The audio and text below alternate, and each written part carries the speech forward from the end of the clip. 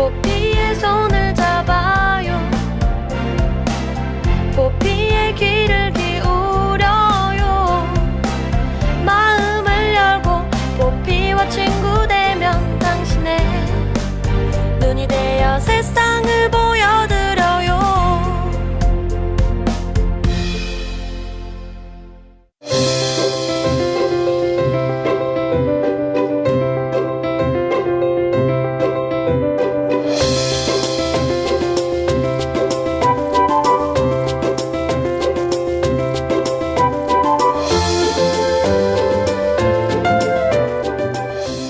KTV 정책 1번지, 여기는 세종입니다. 안녕하세요, 김경아입니다.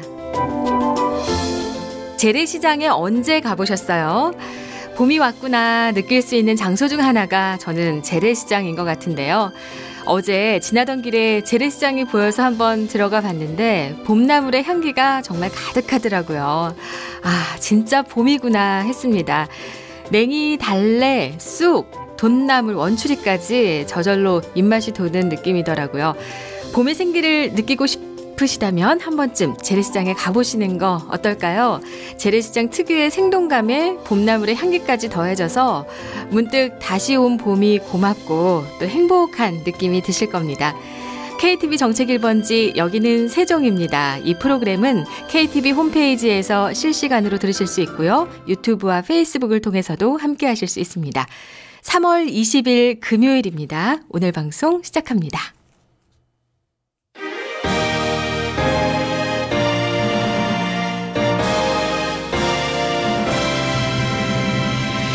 세종 포커스. 정부 각 부처의 중요한 정책을 소개하고 담당자와의 전화 연결을 통해 이슈를 좀 더 쉽게 풀어보는 세종 포커스입니다.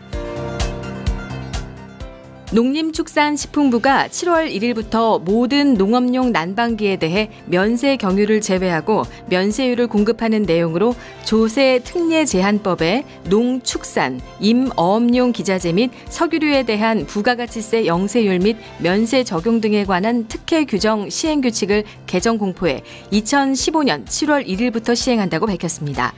이번 개정안의 주요 내용은 농업용 면세유 지원의 효율성 제고를 위해 시설 원예와 축산농가 등에서 난방용으로 많이 사용하고 있는 면세 경유에 대해서 올해 7월 1일부터 공급을 제한하는 겁니다.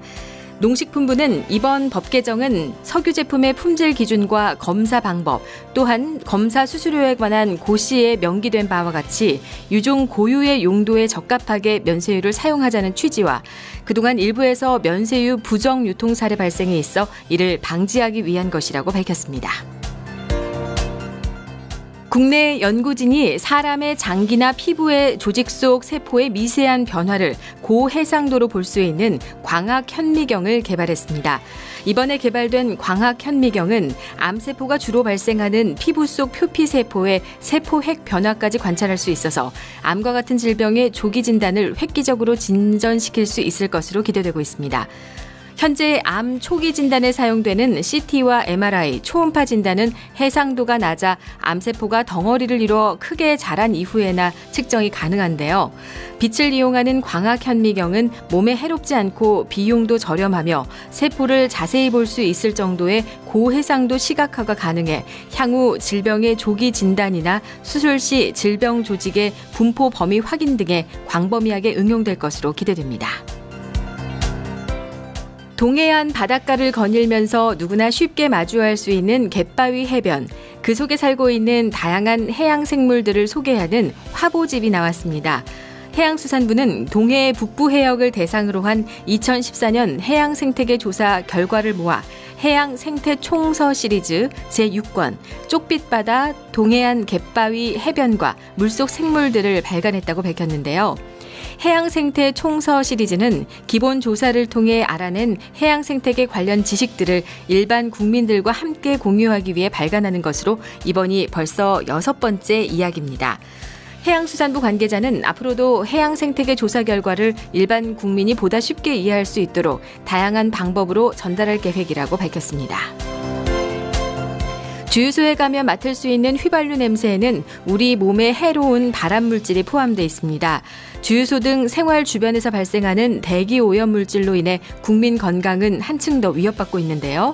이에 환경부가 주유소, 이륜 자동차 등 생활 주변의 공기 오염원에 관한 관리를 강화하는 내용을 골자로 한 대기환경보전법 하위법령 개정안을 마련해 지난 16일부터 입법 예고했습니다. 이번 개정안은 쾌적한 대기 환경 조성을 위해 주유소 내에 유증기 회수 시설을 설치하는 도시를 확대하고 이륜 자동차의 배출가스 보증 기간을 선진국 수준으로 강화하는 내용을 담았는데요. 환경부 관계자는 우선 주유 중 배출되는 유증기로 인한 피해를 줄이기 위해 종전의 수도권과 부산 등 일부 지역에만 설치된 주유소 유증기 회수 시설을 울산과 대전 등 인구 50만 이상의 도시로 확대할 계획이라고 밝혔습니다. 행정자치부는 지난 17일부터 국민에게 꼭 필요한 21종의 나의 생활 정보를 민원24에서 한 번에 확인할 수 있다고 밝혔습니다. 정부 3.0 우수 사례로 대표되는 나의 생활정보 서비스 민원24의 자세한 내용을 행정자치부 행정서비스 통합추진단의 김병진 팀장 연결해서 알아보도록 하겠습니다. 안녕하세요, 팀장님. 네, 안녕하세요. 네, 반갑습니다. 네, 반갑습니다. 네, 민원24 많은 시민들이 이용하는 그런 사이트인데요. 꼭 필요한 21종의 생활 정보를 민원24에서 한 번에 확인할 수 있게 됐다고 제가 소개를 해드렸죠. 어떤 내용인지 자세하게 좀 소개해 주시죠.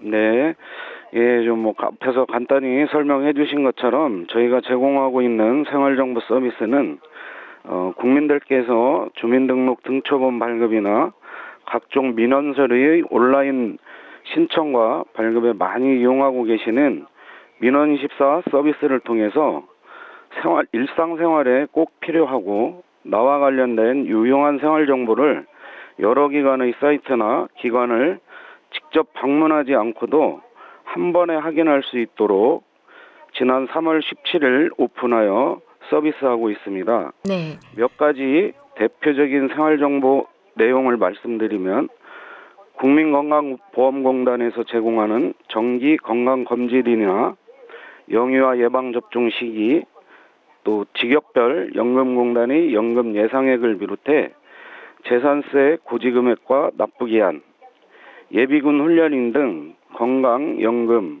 세금, 병역 분야의 총 21종의 생활정보를 제공하고 있습니다. 네, 정기 건강검진일도 알려주시고 또 영유아 예방접종 시기, 네, 연금 예상액, 기존에 없었던 그런 서비스를 추가로 해주시는 거죠. 네, 그렇습니다. 작년도까지 저희가 3가지 서비스를 제공하고 있었는데요. 네. 18종이 늘어나서 이제 총 21종 서비스를 하고 있습니다. 네, 굉장히 편리해질 것 같습니다. 이런 서비스를 추가로 구축하게 된 계기가 있나요? 예, 서비스 구축 배경이나 계기를 말씀드리면 박근혜 정부 출범 이후 행정 공공 서비스의 패러다임을 공급자인 정부 중심에서 수요자인 국민 맞춤 서비스 정부로 바꾸고 이를 실현하기 위해 정부 각 분야에서 정부 3.0을 추진하고 있습니다. 이와 같은 정책 추진을 위해 우리 행정자치부도 다양한 정책을 시행하고 있습니다.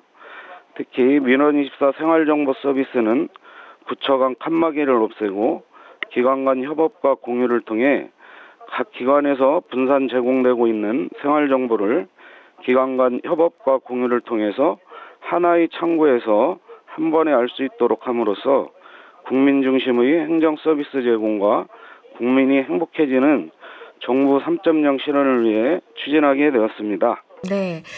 자, 민원24의 이 사이트를 PC에서 이제 사용할 수 있을 건데, 나의 생활정보 서비스는 어떻게 활용을 할 수 있습니까? 네, 말씀해 주신 것처럼 PC뿐만 아니라 저희 서비스는 스마트폰에서도 이용할 수 있습니다.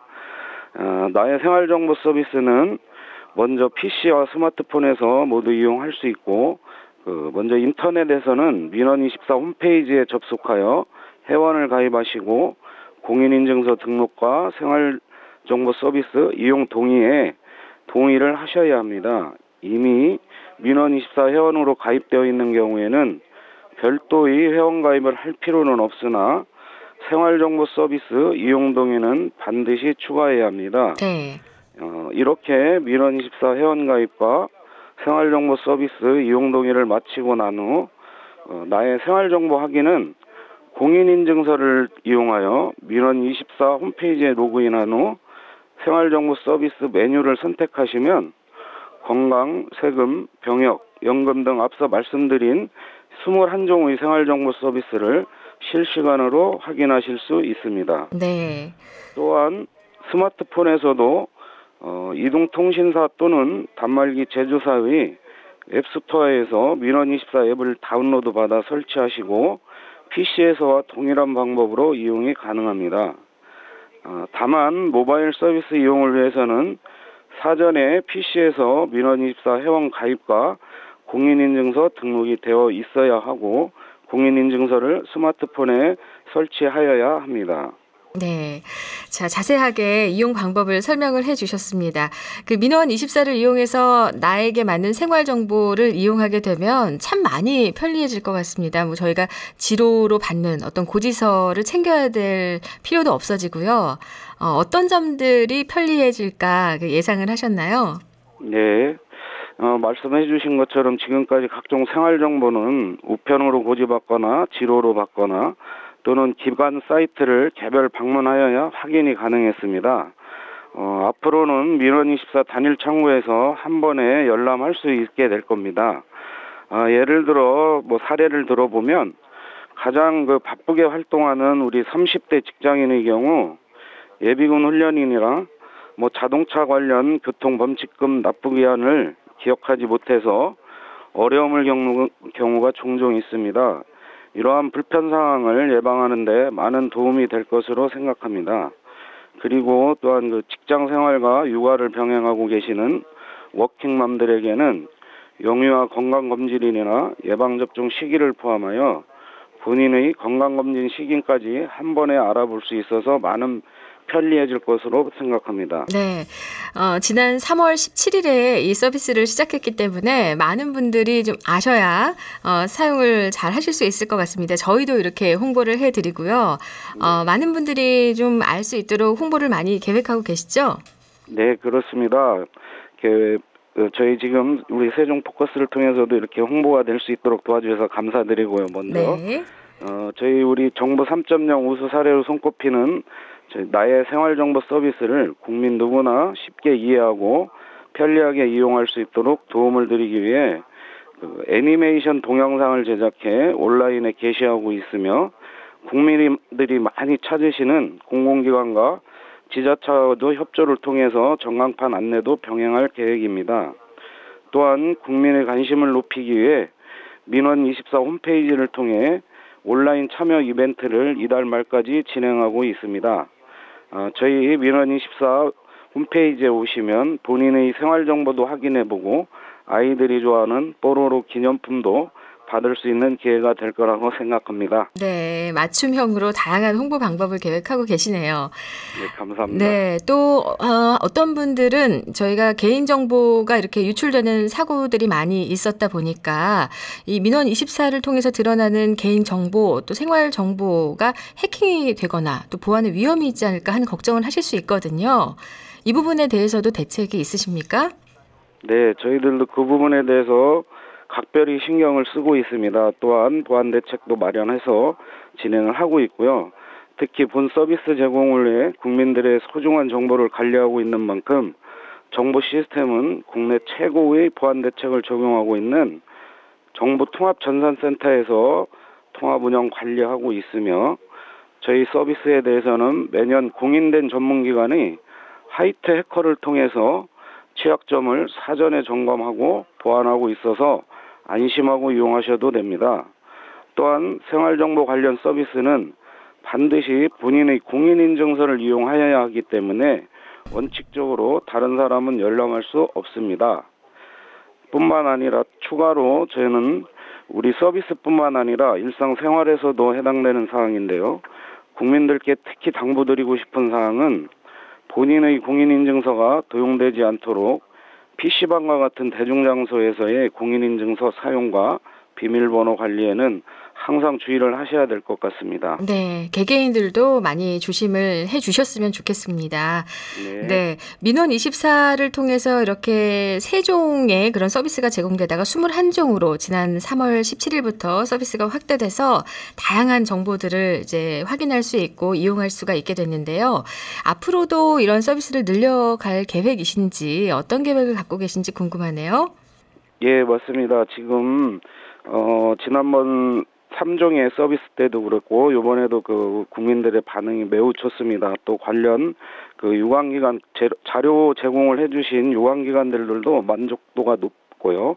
그래서 저희 행정자치부는 앞으로도 그 기관 간 정보 공유와 협업의 정부 3.0 기본 방침과 국민 행복을 실현하는 맞춤형 서비스 제공을 위해 국토교통부, 금융위원회 등 유관기관과의 협조를 통해 학자금 대출이나 근로장려금, 또 주택연금 등 생활금융 분야의 정보를 포함한 다양한 생활 정보를 추가 발굴해서 여러 기관별 사이트를 방문해야 하는 불편을 최소화하고 우리 민원24를 통하여 한 번에 알 수 있도록 지속적으로 확대 발전시킬 계획입니다. 네, 민원24의 나의 생활정보 서비스에 대해서 알아봤습니다. 행정자치부 행정서비스 통합추진단의 김병진 팀장이었습니다. 오늘 말씀 감사합니다. 네, 감사합니다.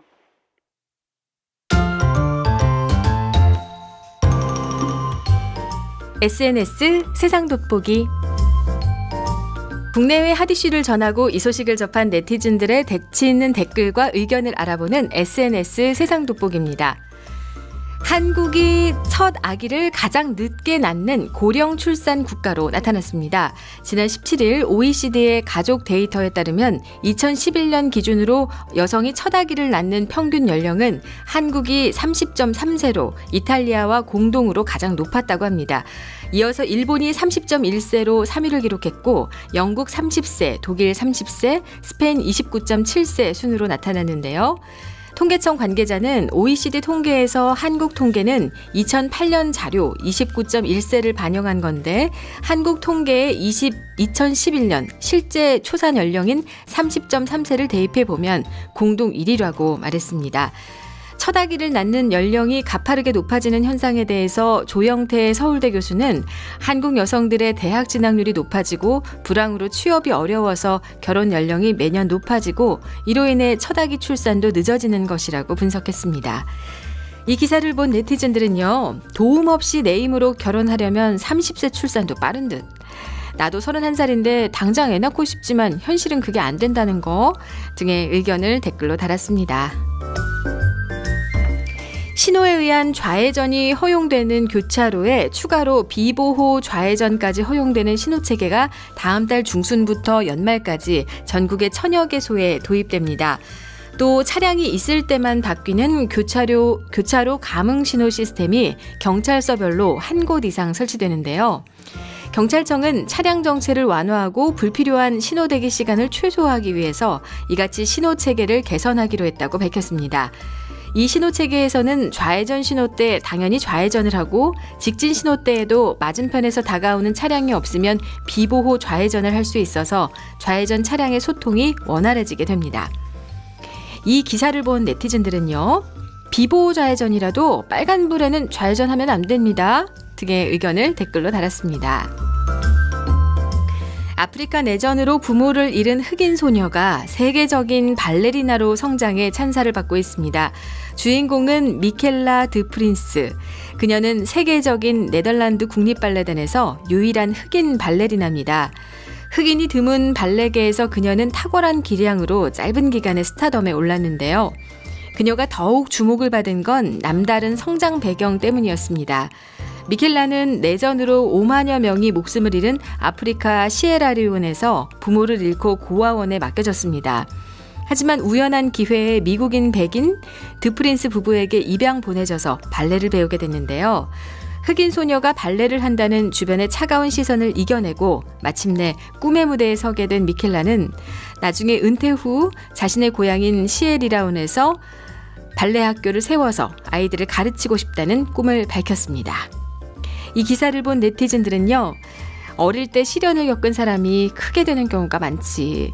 어려움을 이겨내고 한 분야의 최고가 된 미켈라에게 박수를 보낸다 등의 의견을 댓글로 달았습니다. 남아공에서 100번째 생일을 맞은 할머니가 스카이다이빙에 도전해서 보란듯이 성공해 화제입니다. 남아공에 사는 조지나 하우드 할머니는 자신의 100번째 생일을 맞아서 남아공의 수도 케이프타운 상공에서 스카이다이빙에 성공했는데요. 낙하산을 펼친 후에 자신이 직접 방향을 잡기도 했습니다. 안전하게 도전을 마친 할머니는 아주 멋지고 즐겁고 특별한 경험이었다. 말로 표현할 수 없을 정도로 많이 기쁩니다. 라고 말했습니다. 하지만 할머니의 도전은 여기에서 끝이 아닌데요. 상어들이 가득한 바다에서 스쿠버 다이빙을 하기 위해서 현재 준비 중이라고 합니다. 할머니의 이 유쾌한 도전의 끝은 과연 어딜까요? 이 기사를 본 네티즌들은요. 와, 젊게 사는 모습이 정말 보기 좋아요. 생신 축하해요 할머니. 하지만 건강에도 신경 쓰셔야죠. 등의 의견을 댓글로 달았습니다. 최근 봄철 미세먼지와 황사 발생이 잦아지고 있어서 올바른 마스크 사용법에 관심이 몰리고 있습니다. 미세먼지는 눈에 보이지 않을 정도로 아주 가늘고 작은 먼지 입자로 각종 폐질환을 유발하는 대기오염 물질이죠. 때문에 미세먼지와 황사에서 건강을 지키려면 올바른 마스크 착용법을 숙지하는 것이 중요한데요. 호흡기 질환을 예방하려면 일반 마스크 대신에 보건용 마스크를 착용하는 게 좋다고 합니다. 또 약국과 마트, 편의점 등에서 마스크를 구입할 때 반드시 제품 외부 포장에 의약 외품이란 문자를 확인하면 좋고요. 마스크는 세탁을 하면 모양이 변형돼 기능을 유지할 수 없고 오히려 먼지나 세균의 오염이 되기 때문에 세탁해 재사용하면 안 된다고 합니다. 마지막으로 휴지나 수건을 덧댄 후 마스크를 착용하면 밀착력 감소로 인해 미세먼지 차단 효과가 떨어질 수 있으므로 주의해야 된다고 합니다. 이 기사를 본 네티즌들은요. 마스크 결국 일회용으로 사용하려는데 너무 비싸다 등의 의견을 댓글로 달았습니다. 지금까지 SNS 세상 돋보기였습니다. 달력을 보니까요. 내일이 벌써 춘분이더라고요. 춘분은 양이 서로 반. 그래서 낮과 밤의 길이가 같고 추위와 더위도 같은 날이죠. 봄의 한가운데 있습니다. 이번 한 주간은 날씨도 참 따뜻했는데요. 주말에 가벼운 봄나들이 계획해 보시면 어떨까 싶습니다.